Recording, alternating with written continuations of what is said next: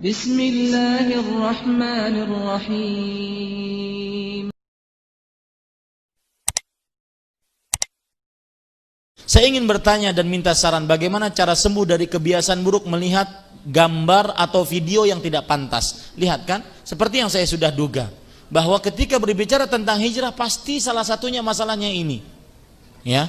Karena setiap saya bertobat dan ada tekad untuk tidak mengulanginya, saya malah kembali melakukannya. Karena dorongan hawa nafsu yang kuat ketika berbuat maksiat tersebut. Saya tidak peduli gitu. Tapi setelah saya sadar dan berhenti dari melakukan tersebut, saya baru menyesalinya, kayak ketakutan dan tidak ingin mengulanginya kembali. Saya juga setiap habis melakukan maksiat, biasanya langsung nonton kajian di YouTube. Kemarin saya diselipi kajian hari Sabtu, Ustadz ditanya, Ustadz apa hukumnya nonton infotainment sambil zikir pagi? A'udzubillah. Kita lanjutkan pertanyaannya. Yang berkaitan tentang dosa maksiat tersebut dan cara menghilangkannya. Tapi kayak berjarak beberapa hari saja bertahan, malah mengulanginya kembali karena hawa nafsu yang kuat kembali. Saya merasa ketika berbuat maksiat saya tidak bisa mengendalikan diri saya. Jazakallahu khairan. Mohon penjelasannya supaya saya tahu cara terbebas dari ini. Saya juga suka berpikir negatif kepada orang yang saya lihat.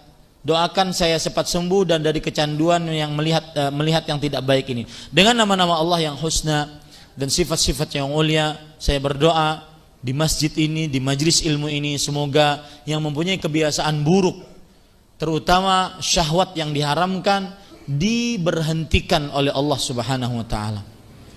Dibencikan maksiat tersebut di dalam dirinya.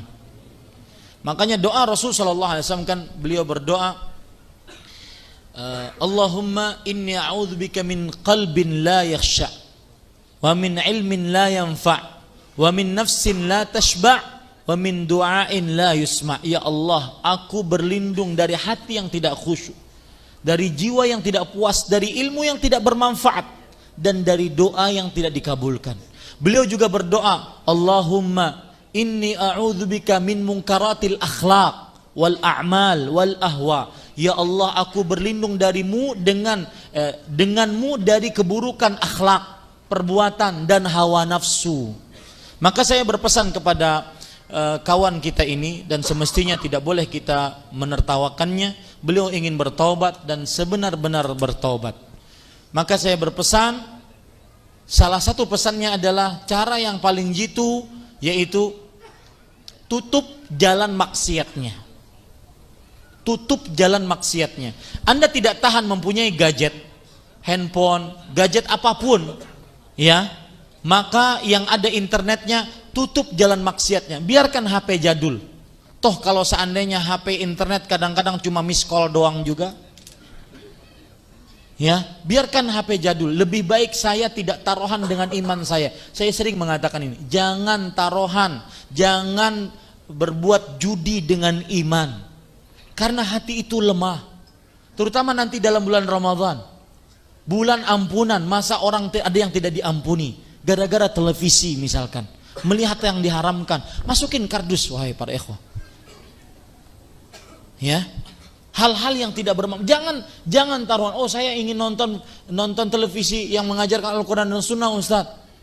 Tetapi buktinya apa? Tidak bisa kita. Pasti menonton yang lain, dan dia tambah nyaman. Dan seperti yang saya sebutkan tadi, keburukan maksiat adalah membuat seseorang kecanduan. Ini para ikhwan yang dirahmati oleh Allah Subhanahu wa ta'ala. Maka saya berpesan, tutup itu sarana yang paling jitu. Tutup semua sarana yang menghantarkan kepada sana. Disebut dalam para ulama kaidah fikih yaitu saddud dzari'ah, menutup sarana yang bisa menghantarkan kepada perbuatan zina. Tutup. Yang kedua, banyak berdoa kepada Allah.